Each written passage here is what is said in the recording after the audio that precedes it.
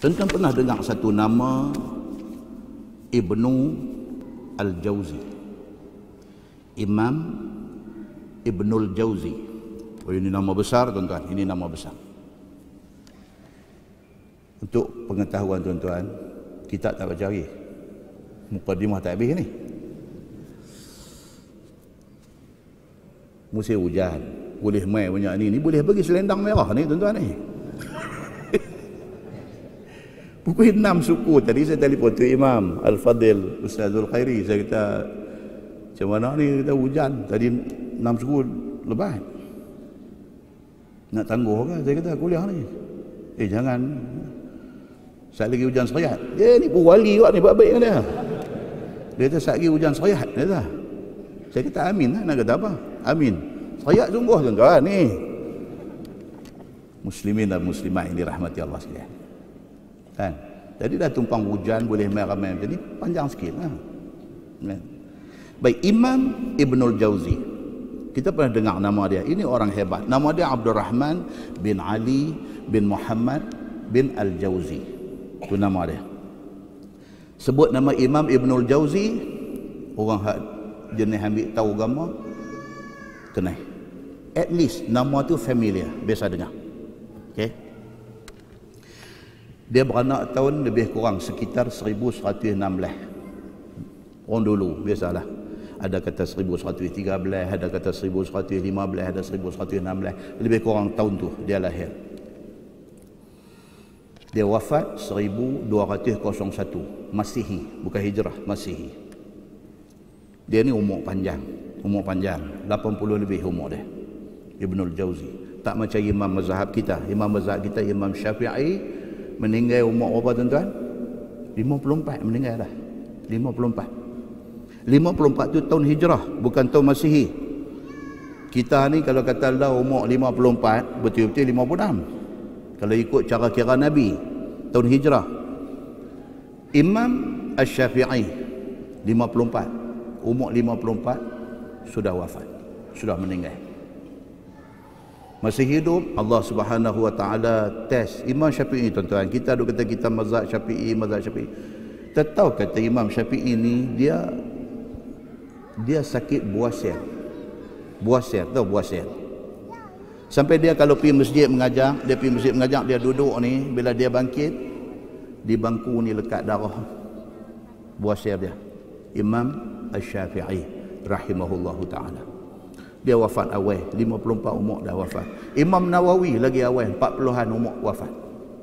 Tapi Imam Ibnul Jauzi ni umur 80 lebih. Ada satu riwayat kira dia kata 87 umur dia masa wafat. Orang hebat tuan-tuan, dia mazhab Hambali. Ibnul Jauzi ni, Imam Ibnul Jauzi ni mazhab Hambali. Dia digelar pada zaman dia digelar Syekhul Islam. Syekhul Islam. Orang panggil dia Syekhul Islam ni, kalau law full professor lah. Full professor. Pakar bidang kepakaran dia, pakar dalam undang-undang Islam. Satu. Bahkan dia dilantik menjadi hakim pada zaman dia. Satu orang da'i ataupun pendakwah yang hebat. Pemidato handal. Imam Ibnul Jauzi, dia kalau bangkit, kalau bercakap, 1000 orang nanti dengar. Hebat pidato dia. Dia ni seorang ahli sejarah yang ulung. Ni Ibnul Jauzi ni. Pakar bahasa dan sastra. Dia pakar dalam bahasa Arab dan beberapa bahasa lain. Dia ahli dan ulama di dalam tafsir, di dalam hadis dan di dalam fiqh. Semua bidang dia tapau habis. Tapau, mendengar? Dia tapau habis. Semua bidang duk ada kat dia. Hebat tuan-tuan. Kalau dalam kepala tuan-tuan lah ni ada satu figure agama yang tuan-tuan rasa, tuan-tuan idolize dia, tuan-tuan respect habis dekat dia, itu bukan bandingan dengan Imam Ibnul Jauzi. Hebat sungguh. Dia mati, orang pergi selongkap library dia, tempat dia duk menulis kitab, masih ada 700 manuskrip yang belum publish. Hak dia buat ni tu saya cakap, tuan-tuan, kitab dia buat ni sampai Imam Az-Zahabi, Imam hadis, Imam Az-Zahabi ni kata, aku tidak pernah jumpa satu orang, satu alim yang seumpama Ibnul Jauzi. Tulis buku ni punya banyak. Dia dan tu. Hak mengajak masjid, duk tulis buku lagi. Dia tidur bila? Kita dengar Dr. Mahathir duk kerja 18 jam pun kita dah kalut dah. 18. Dia ni tidur berapa jam dia kerja. Allahu Akbar, tuan-tuan. Dia mati, dia pergi selongkang tengok tempat dia duk menulis kitab ni, ada 700 manuskrip yang belum publish. Ni macam ni punya abang ni, ujung cerita sekali lagi baru nak tahu apa hak nak abang tu. Kan? Orang kata subject matter. Dia punya subject matter tu sekali lagi baru nak keluar. Ni tak keluar lagi.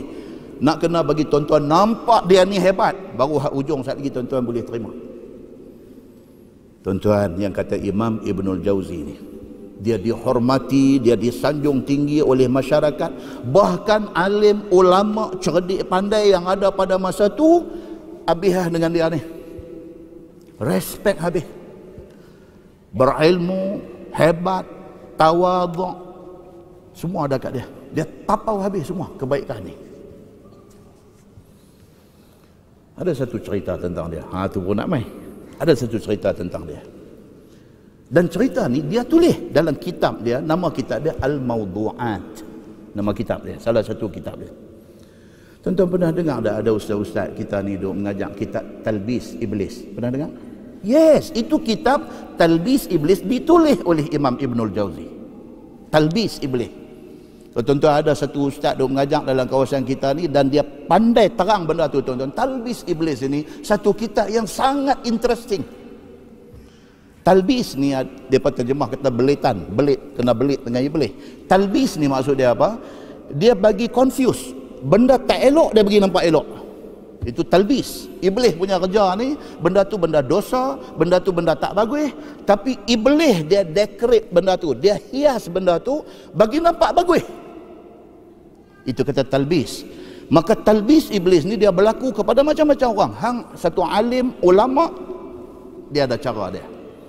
Hang satu orang politician, ahli politik, dia ada cara dia. Janji semua ni akan diperdayakan oleh dia. Ini buku ni cerita pasal itu. Buku ni ditulis oleh siapa? Al-Imam Ibnul Jauzi. Ni hak kita duk cerita ni. Ada satu cerita dia ni.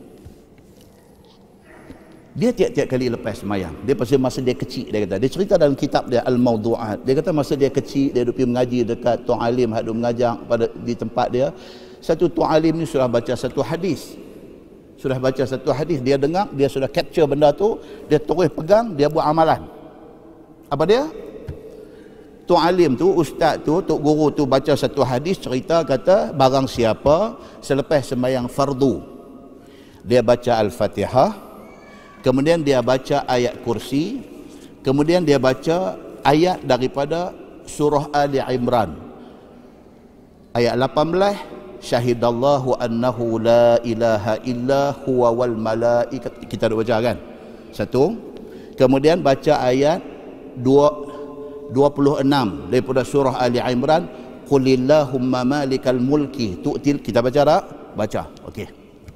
Siapa yang baca benda ni selepas semayang ni, tok guru hak dia pergi masjid masa kecil ni mengajak baca satu hadis abang yang tu.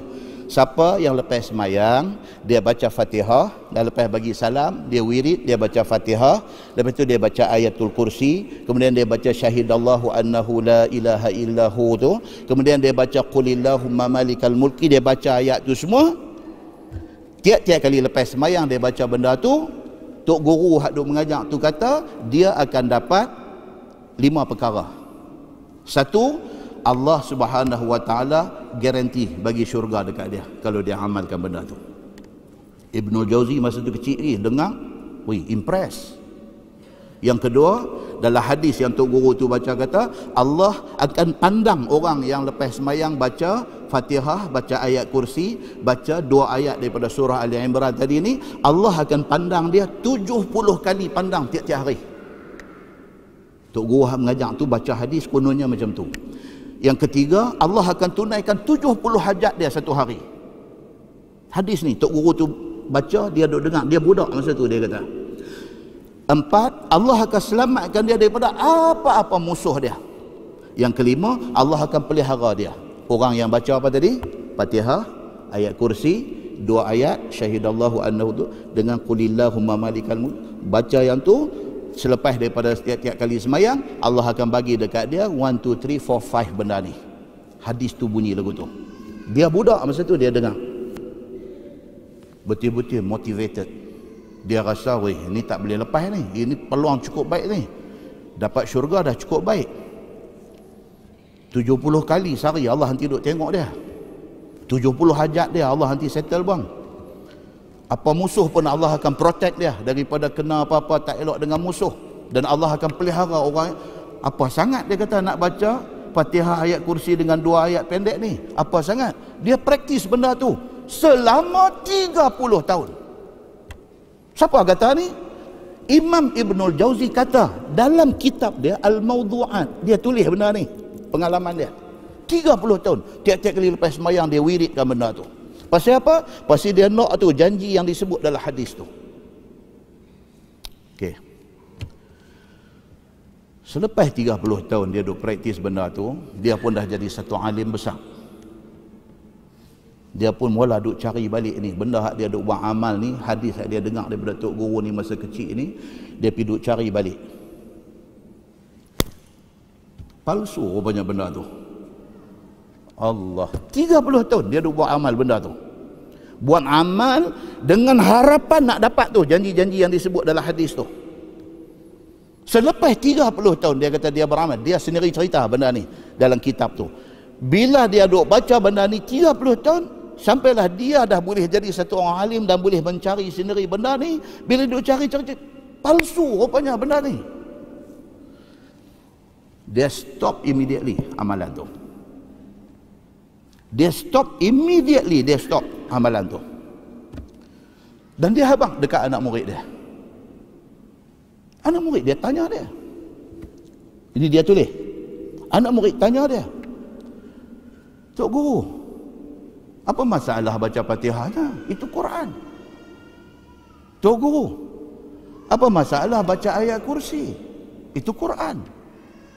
Apa masalah baca syahidallahu annahu la ilaha illahu? Itu ayat Quran. Apa masalah baca qulillahumma malikal? Itu ayat Quran. Apa masalahnya? Pasal apa yang pergi berhenti benda tu? Jawab Imam Ibnul Jauzi, dia tulis dalam kitab dia. Dia kata isti'malul khair yanbaghi an yakuna mashru'an fa idza alimna annahu kadhib kharaja minal mashru'iyyah. Dia kata apabila kita amalkan satu-satu perkara tu yang kita duk sangka dia daripada sumber yang masyru', daripada sumber yang sahih, daripada hadis yang betul, tiba-tiba kita dapati benda tu daripada hadis yang tak betul, benda itu kazib, dia kata benda tu tipu, maka tidak adalah perkara yang palsu itu boleh diteruskan sebagai amalan. Dia kata, wah tuan-tuan, patah balik hak saya cerita dia tadi, hebat tak dia ni? Hebat tuan-tuan. Bukan masalah tak boleh baca Fatihah, bukan masalah tak boleh baca ayat kursi, bukan masalah tak boleh baca 2 ayat daripada surah Ali Imran. Itu bukan masalah dia. Masalahnya hadis itu hadis palsu dan menjanjikan benda yang tidak dijanjikan oleh Allah dan Nabi. Itu masalah dia. Dia tertipu dengan hadis palsu. Dia buat buku dia, kitab dia nama Al-Mawdu'at. Mawdu' ni makna dia apa tuan-tuan? Palsu. Makna dia palsu. Mawdu', orang kata hadis mawdu'. Hadis mawdu' tu hadis palsu. Al-Mawdu'at maksudnya kitab itu menghimpunkan hadis-hadis palsu yang tidak diketahui sumber dan ternyata tidak datang daripada Nabi sallallahu alaihi wasallam. Dia tulis benda tu dan dia cerita pengalaman dia sendiri. Dia sendiri 30 tahun dia percaya hadis tu. Kemudiannya selepas 30 tahun bila dia selidik balik, ternyata palsu. Tidak ada rawi yang meriwayatkan hadis itu. Dan dia stop benda tu immediately. Muslimin dan muslimah yang dirahmati Allah sekalian, pengajaran satu apa dia? Ilmu very important. Ilmu ni penting tuan-tuan. Yang kedua, beramal mesti dengan ilmu. Tidak boleh ikut-ikut. beramal mesti dengan ilmu. 3, ilmu yang sebenar mestilah sumbernya Quran dan hadis Nabi sallallahu alaihi wasallam. Dan yang keempat, kalau sudah ada terang di dalam Al-Quran dan hadis Nabi akan larangan terhadap satu-satu perkara, berhentilah serta-merta.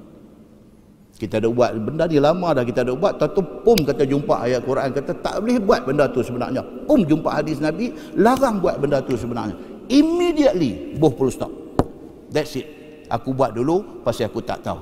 Now aku tahu rupanya ada ayat Quran larang buat benda macam ni. Tidak ada sebab untuk kita teruskan benda yang Allah Subhanahu wa taala larang di dalam Quran dia.